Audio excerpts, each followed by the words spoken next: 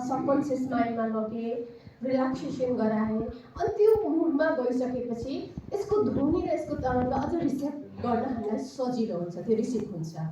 अनि त्यो ध्वनि जसरी यो पानी फुरुक उफ्रियो उम्लियो नि, त्यस्तै हाम्रो शरीरमा 4 भागमा 3 भाग त लिक्विड छ नि, ब्लडको रूपमा, पानीको रूपमा, होइन भने। अनि त्यस्तै ब्लकेजहरू हुन्छन् हाम्रो शरीरमा। चक्र मेन 7वटा भए तापनि सबै गरेर चक्र 114वटा पनि भयो। तर चक्र बाहेक पनि हाम्रो शरीरमा एनर्जीका द्वारहरू, एनर्जीका पाथ, नाडी जसलाई भनिन्छ, 72,000वटा नाडीहरू हुन्छन्, 72,000।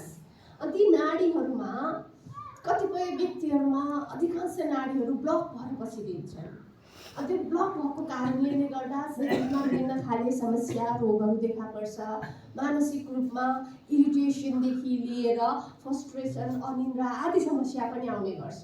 किनभने त्यो हामीले एउटा नेचरबाट प्राप्त गर्ने ऊर्जा, भोजनबाट प्राप्त गर्ने स्ट्यामिना लगायत अन्य सबै कुरा ती ब्लकेज भएका नाडीले हाम्रो शरीरमा पोषण दिन सक्दैन।